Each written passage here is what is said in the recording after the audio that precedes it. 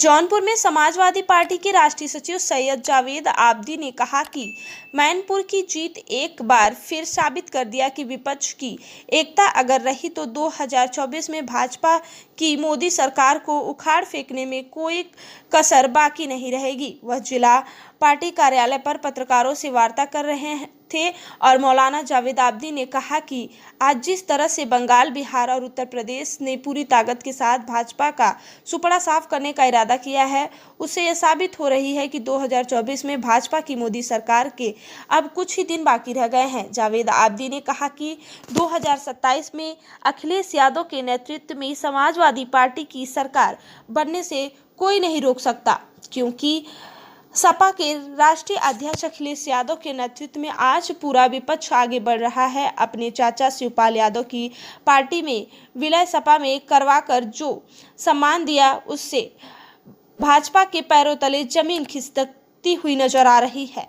प्रदेश में जीएसटी के नाम पर अधिकारियों के द्वारा व्यापारियों के उत्पीड़न हो रहे हैं। उन्होंने कहा कि आज पूरा प्रदेश त्राहिमाम कर रहा है और व्यापारियों के जख्मों पर मरहम लगाने के बजाय नमक लगाने का काम प्रदेश में भाजपा सरकार जीएसटी के छापे के द्वारा कर रही है।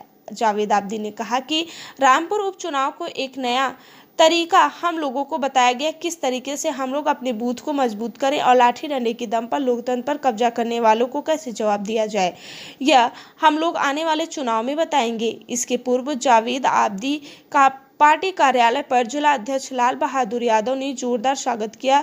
मुख्य रूप से विधायक अरशद खान, श्याम बहादुर पाल, हिशामुद्दीन शाह, प्रवक्ता राहुल त्रिपाठी, पूनम मौर्य, श्रवण जायसवाल, उखशार अहमद, अनरावुल, गुड्डू, शहनशाह आबदी, अलमास सिद्दीकी, अली मंजर डेजी, शहनवाज, सभासद मजहर, आसिफ आदि लोग मौजूद रहे। बड़ी भूमिका थी। क्या ये मैसेज 2024 में जाएगा मैनपुरी से?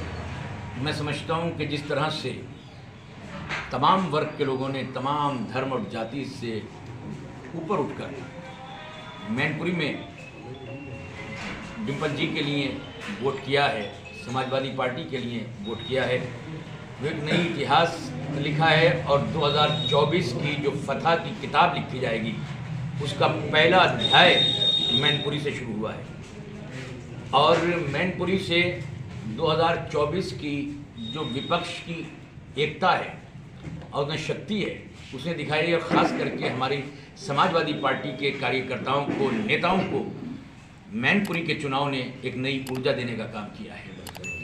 और दूसरे जगह पर हमारे बाई इलेक्शन हुए हैं, वहाँ से भी भारतीय जनता पार्टी की सरकार ने, भारतीय जनता पार्टी ने एक नया सबक सिखाने का काम किया है कि हमें अपने बूथों को किस तरह से मजबूत करना चाहेंगे। लाठी डंडा खाने के बाद भी हमारा कार्यकर्ता अब आने वाले चुनाव में एक एक वोट समाजवादी पार्टी के हक में डालकर एक नई फिजा, एक नए माहौल बनाकर भारतीय जनता पार्टी को जड़ से उखाड़ने का काम करेंगे। तो जीएसटी को लेकर जो छापे पड़ रहे हैं, व्यापारी काफ़ी नाराज़ हैं, क्या उत्पीड़न हो रहा है इस सरकार में? मैं समझता हूँ कि एक जीएसटी के छापे नहीं, बल्कि आज किसान, नौजवान, व्यापारी खून के आंसू रो रहा है कि सारे रोज़गार के दरवाजे बंद हो गए हैं और रोज़गार के दरवाजे बंद होने के बाद इन्होंने जो बेचारा गरीब की कोई आमदनी थी, कोई पैसा था, उसके भी दरवाजे और खिड़कियां सब पैसा कमाने के बंद करते चले जा रहे हैं। आज व्यापारी